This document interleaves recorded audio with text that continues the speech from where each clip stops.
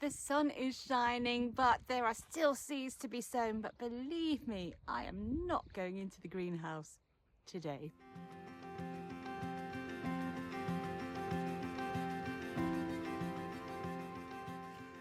When we come to this time of year, we may be thinking that we've got some things that we just haven't got round to sowing in our greenhouses, but actually the weather is absolutely gorgeous. And we think back to February when I did my soil test with my finger in the ground.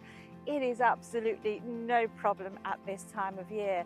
So something that I have not got round to doing this year is my beetroot, my chard or my kale. So I'm going to be direct sowing.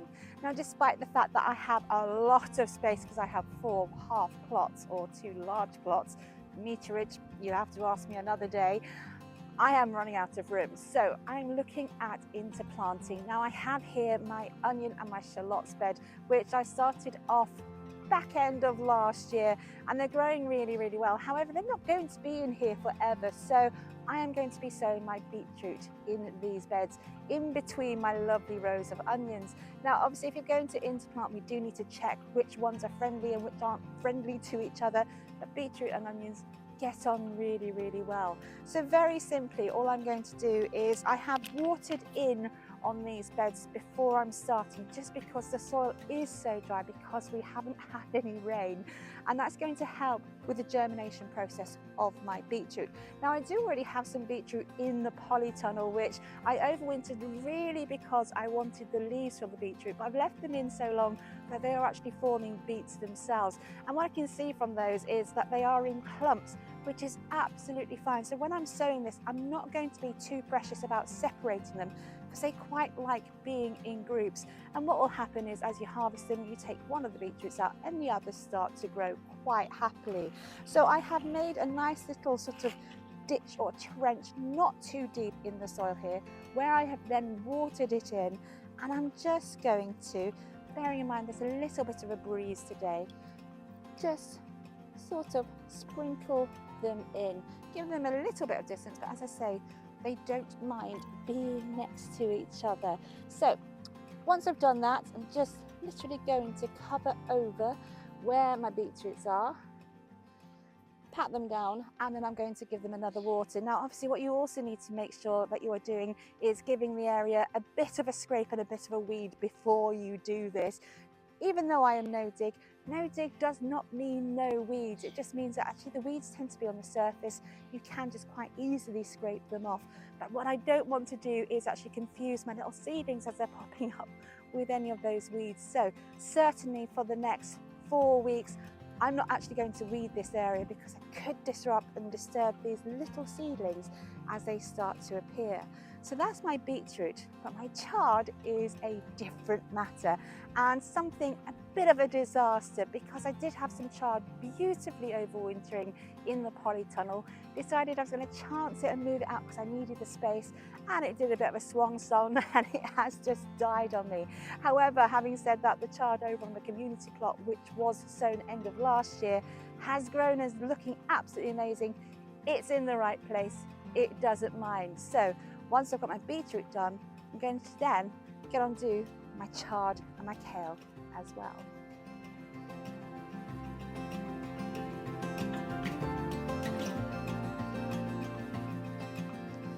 So now that I have cleared the dead and dying chard from this area, which just was not happy with me, I have prepared this area. Now slightly different to the beetroot because I'm not interplanting these ones. They are going next to my year-round cauliflowers here, but it means I'm going to have to mark it up. So I've just put some of these canes in the ground and then some twine in between, just so that I have a really clear marker as to where I am actually sowing on these ones. Now, when you look at the seeds for chard, you will notice that they basically look the same as the beetroot ones because they are a part of the same family. Although we're not going after the bulbs on this one, we are actually going for the leaves, and actually with beetroots we can go for the leaves as well, and they're great in salad. Now I'm going to be different with these ones. Whereas the beetroot love that sort of clump formation, these will actually sort of produce their own plant, and these ones particularly are going to get big because they are the Ford Hock Giant from She Grows Veg. So I have marked these away a little bit from my cauliflowers, and when I put in my kale next to it, which is from a different family, I'm going to have a lot of space in between because I'm predicting these are going to be real giants, and I'm really excited about those. So very simply, instead of actually doing the drill like I did before, ideally I should have my dibber, there it is. I'm going to use my finger then. I'm just going to dib some holes, not too deep on these ones in the ground, so I can see exactly where they're going to go. And probably for this 1.5 meter wide bed, I'm probably only going to sow about 6, not much more than that. I've got more seeds in the packet than that. However, if for whatever reason they decide they're not going to come up, or maybe the slugs or snails or the birds all attack them, which is very possible, I have got some extras, so I have some spares. So not too deep, as I say, into the ground, and I'm just going to pop one of these at nice intervals, probably about 30 centimeters apart. That one's a bit too deep.